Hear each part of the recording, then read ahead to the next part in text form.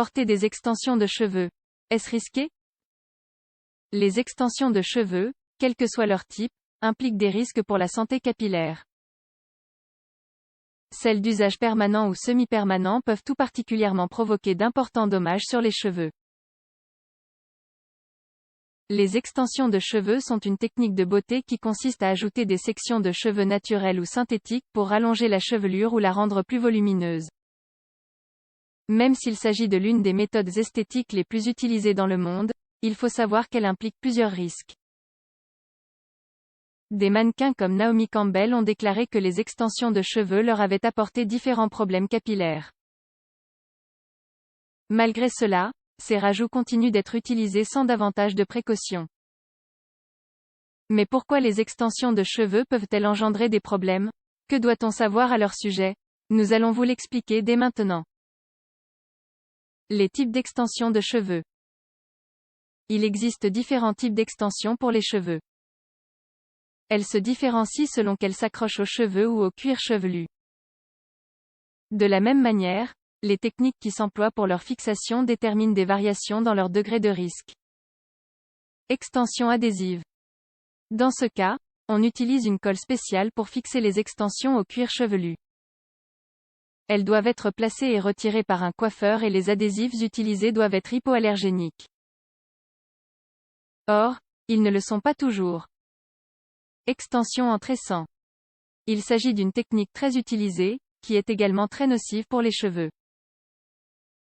Elle consiste à faire des couronnes horizontales avec des tresses très fines. Celles-ci sont dissimulées au milieu des cheveux et les extensions se cousent à ces tresses.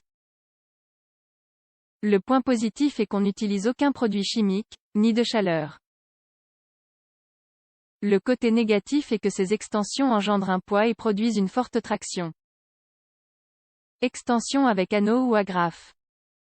Ce sont des extensions semi-permanentes, qui sont fixées aux cheveux et durent entre 2 et 6 mois.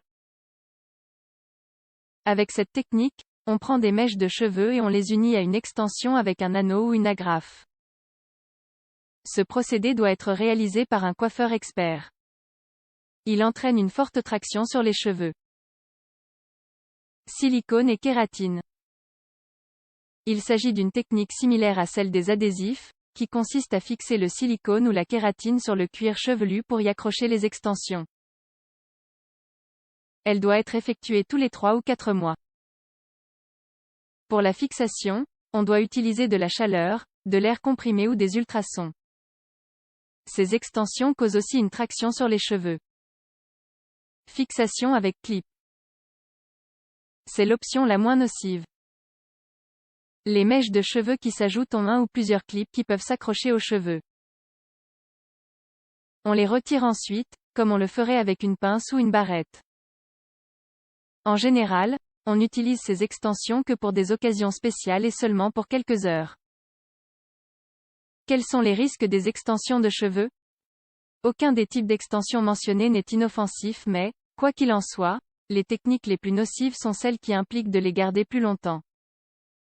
Nous allons dès maintenant vous détailler les risques auxquels vous vous exposez en utilisant ces rajouts. Chute de cheveux. C'est l'un des risques qui est présent dans presque tous les types d'extensions. Étant donné que celles-ci sont fixées aux cheveux, elles les empêchent de tomber de façon naturelle. Ainsi, au moment où vous les retirerez, il est possible qu'un grand volume de cheveux tombe brusquement. Irritation mécanique chronique. Les extensions exercent une traction ou une tension sur les follicules pileux. À long terme, ils peuvent finir par être atrophiés et, par conséquent, les cheveux deviendront plus fins. Dans les cas les plus graves, on voit apparaître des plaques alopéciques ou zones chauves à plusieurs endroits de la tête. Si les extensions cessent d'être utilisées, le processus est réversible, sinon, non. Détérioration. Les extensions peuvent endommager le cuticule du cheveu. Dans un premier temps, cela provoque une diminution de la brillance et de la vitalité des cheveux. Ensuite, on peut les voir devenir plus fragiles et finir par se casser. Lésion du cuir chevelu. Il existe des cas où les extensions de cheveux produisent des lésions sur le cuir chevelu. Plus particulièrement, il est possible de voir apparaître une folliculite, qui est l'inflammation des follicules pileux. Si cela se produit, des papules rouges surgissent et se remplissent parfois de pus, en entraînant douleur et démangeaison. Réaction allergique. Même si ce n'est pas très fréquent, certaines personnes ont des réactions allergiques aux cols utilisés ou aux extensions. Dans ce cas, il faut immédiatement les retirer et consulter un médecin. L'utilisation d'extensions de cheveux est-elle recommandée? La beauté ne doit pas passer avant la santé. Ainsi, en termes généraux, l'utilisation d'extensions n'est pas recommandée car elles impliquent tout un risque. Si y avoir recours est vraiment important pour une personne, le plus adéquat est de les utiliser avec modération et uniquement de manière occasionnelle. Il arrive parfois qu'elles soient utilisées pour dissimuler des types d'alopécie. Néanmoins, il s'agit de cas qui requièrent d'être prudents car certaines techniques ne font qu'empirer la condition et peuvent causer une inflammation et une irritation du cuir chevelu. Le plus conseillé est de ne pas doubler la longueur des cheveux naturels pour que la traction ne soit pas démesurée. De la même façon, il convient de se rendre chez un coiffeur professionnel pour qu'il vous conseille sur la forme d'extension la plus adéquate, selon votre type de cheveux et la qualité de votre santé capillaire. Recommandations pour l'utilisation d'extensions.